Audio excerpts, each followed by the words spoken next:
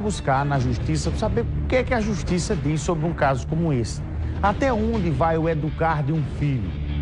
É claro que isso aqui não entra nem no debate sobre o que é educar ou não sei o que, está longe. Mas a gente quer saber o que é que diz a lei sobre maus tratos de adolescentes, de crianças e adolescentes. O Washington Luiz está agora com o juiz de direito, doutor Adailton Lacer, para falar sobre esse assunto. Pois não, Washington Luiz? Tribuna Livre. Bruno, muito bom dia a você, meus cumprimentos a você e a todos do Tribuna Livre, os que nos assistem neste momento. É verdade, Bruno, aí tem dois aspectos que devem ser levados em consideração: a questão jurídica e a destruição familiar. Ou seja, um casal, os próprios pais que deveriam ser exemplo para os filhos de doutrina, de responsabilidade, de caráter, ele termina dando um péssimo exemplo. Mas para isso existe a lei. Eles estão presos, a prisão dele foi mantida, a doutora Vládia, a delegada responsável por este caso, já vai encaminhar todo o processo para a justiça depois de uma rigorosa apuração, para que eles respondam pelo processo criminal e também pela questão de maus tratos, no caso entre o juiz da infância e da adolescência e juventude, o doutor Adailton Lacer.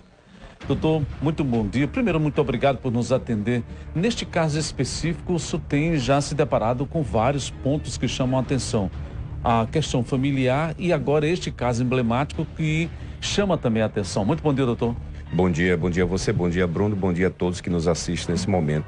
Realmente, isso, infelizmente, é mais um dos casos de violência doméstica e familiar contra criança e adolescente.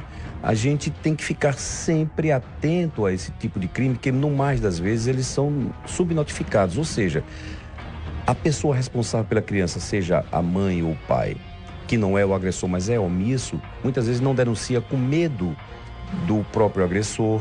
Às vezes, um vizinho, um parente tem conhecimento e também não denuncia. É importante frisar que não é nenhum favor, é a obrigação de todo e qualquer cidadão denunciar crimes cometidos contra crianças e adolescentes. Está lá na lei Menino Bernardo, está na lei Henri Borel. Todas foram leis criadas exatamente depois da prática de crimes bárbaros cometidos contra crianças e adolescentes.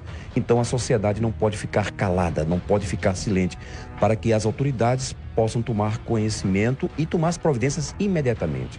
Neste caso específico, quais as punições que a lei atribui nesses casos, ou seja, ao pai e à mãe, porque eles são compartícios, né?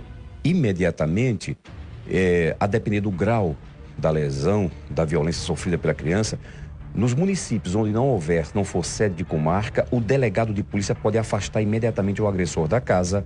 E nos municípios onde não for sede de comarca e não houver delegado, o policial pode tomar essa providência, comunicando depois ao juiz, para que em 24 horas o juiz pode até decretar prisão, a depender do caso. Mas, imediatamente, a criança recebe esse tipo de proteção.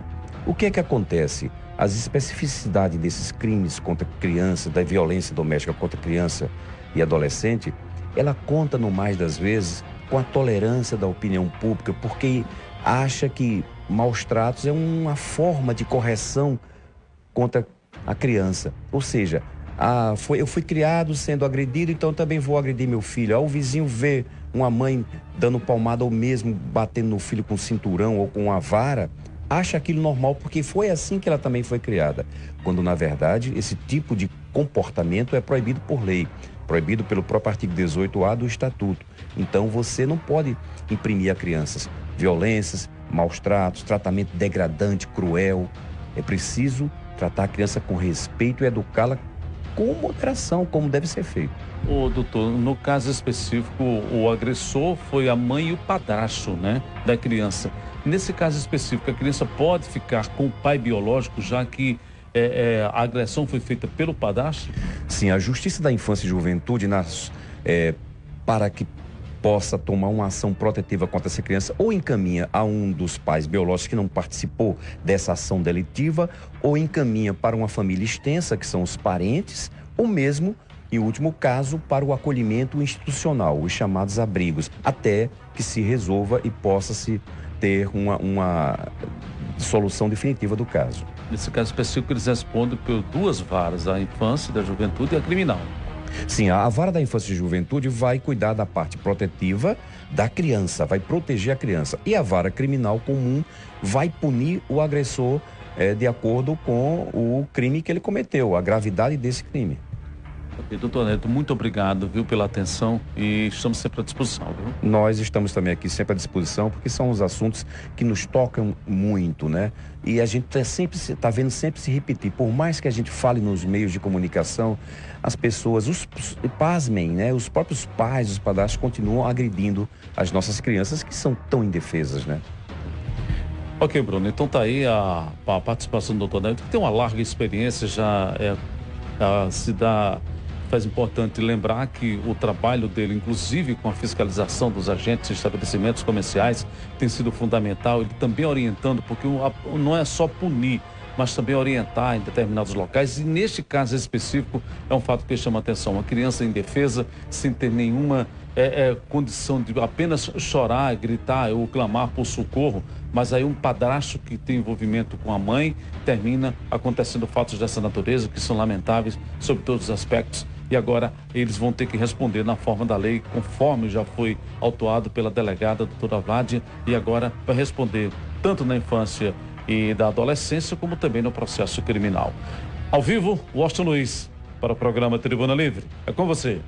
Obrigado, Washington. Um grande abraço a você e ao doutor Adailton Lacerda, tratando de um tema tão importante aqui no nosso programa. Doutor Adailton, que é um homem experiente, é um defensor, inclusive a gente observa o comportamento dele, que é um comportamento de alguém que chama para si essa responsabilidade, além de juiz, também enquanto cidadão, ele abraça essa causa em defesa das crianças e dos adolescentes do nosso estado. Olha, você que